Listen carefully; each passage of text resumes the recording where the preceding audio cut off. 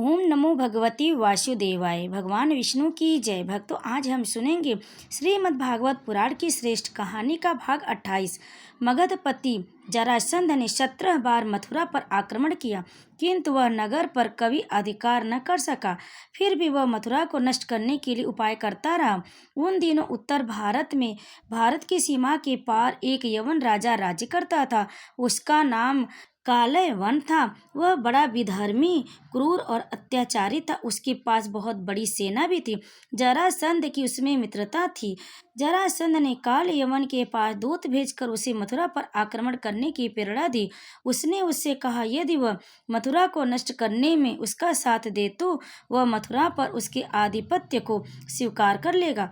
जरासंध और कालयवन दोनों ने साथ मिलकर मथुरा पर आक्रमण करने की योजना बनाई। दोनों ने आक्रमण करने की एक तिथि भी निश्चित की।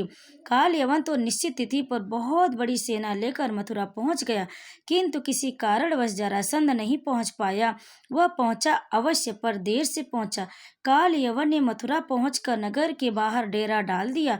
उसके साथ बहुत बड़ी सेना थी। वह ऊंटों, खच्चरों और घोड़ों पर कई महीनों के लिए खाने पीने का सामान लाद कर लाया था। वह मथुरा को बिल्कुल उजाड़ देना चाहता था। यदुवंशियों ने जरासंध की तरह कालयवन से भी युद्ध करने का निश्चय किया, किंतु श्री कृष्ण भगवान ने उस निश्चय का विरोध किया। उन्होंने कहा, जरासंध भी कालयवन की सहायता करने के लिए आएगा। कालयवन और जरासंध दोनों की सेनाओं का सामना करना हमारे लिए कठिन हो जाएगा, अतः हमें इस समय युद्ध नहीं करना चाहिए। हमें मथुरा को खाली कर देना चाहिए। इससे बहुत बड़ा लाभ यह होगा कि मथुरा उजड़ने से बच जाएगी। यद्यपि बलराम और उग्रसेन आदि भगवान श्री कृष्ण के विचारों से सहमत नहीं थे, फिर भी वही हुआ जो श्री कृष्ण चाहते थे। मथुरा खाली कर दी गई। श्री कृष्ण और बलराम को छोड़कर मथुरा के समस्त नर नारी द्वारका चले गए। मथुरा में सन्नाटा छा गया। मथुरा खाली होने पर श्री कृष्ण ने बलराम से कहा, भैया, जब तक मैं न लौट आऊं तो मथुरा में ही रहो। मैं अकेले ही कालयवन से निपट लूंगा। प्रभात का समय था। सूर्योदय हो चुका था। श्री कृष्ण गले में एक पुष्पमाला डालकर कालयवन के शिविर में जा पहुंचे। उनके हाथों में अस्त्र शस्त्र आदि कुछ भी नहीं था। कालयवन श्री कृष्ण को देखकर विस्मित हो उठा। उनके शरीर की अद्भुत शोभा देखकर उसने मन ही मन सोचा, हो न हो यही कृष्ण है। यह श्याम रंग का तो है ही, अद्भुत कांतिधारी भी है, माला भी धारण किए हुए, किंतु बिना अस्त्र शस्त्र का है।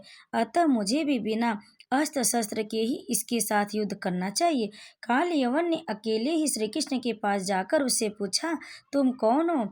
क्या तुम कृष्ण हो? श्री कृष्ण ने उत्तर दिया, हाँ, मैं ही कृष्ण हूँ। कहो, क्या कहना चाहते हो? श्री कृष्ण का कथन सुनते ही कालयवन क्रोधोन्मत्त होकर उनकी ओर झपट पड़ा।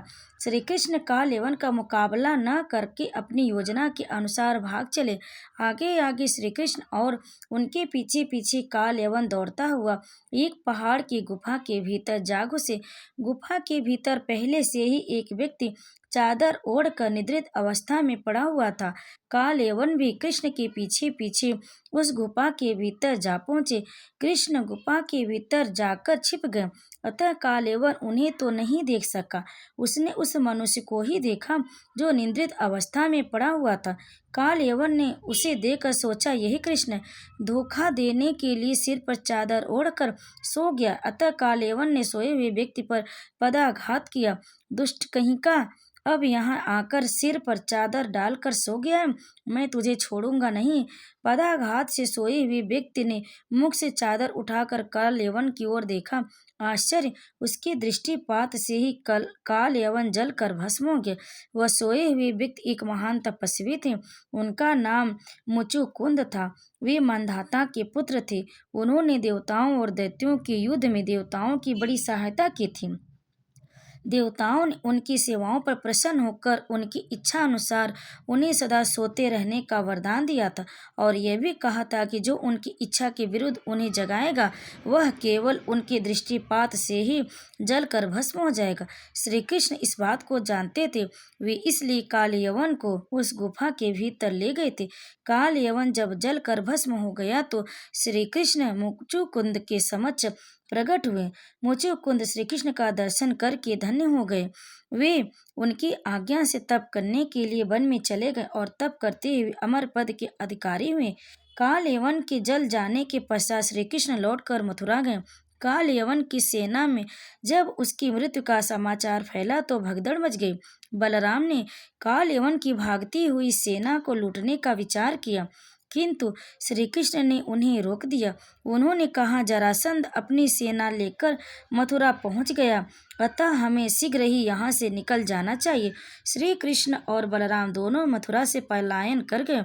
जरासंध ने अपनी सेना सहित उनका पीछा किया, किंतु प्रयत्न करने पर भी वह उन्हें बंदी नहीं बना सका।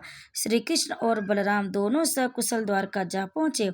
जरासंध को निराश होकर मगध लौटना पड़ा। भगवान श्री कृष्ण ने द्वारका पहुंचकर नगर का निर्माण कराया। केवल नगर का ही निर्माण नहीं कराया, द्वारका का राज्य भी स्थापित किया। वे द्वारका के राज सिंहासन पर बैठकर द्वारकाधीश के नाम से प्रसिद्ध हुए। सारे विश्व में उनकी ख्याति हुई। जय श्री कृष्ण।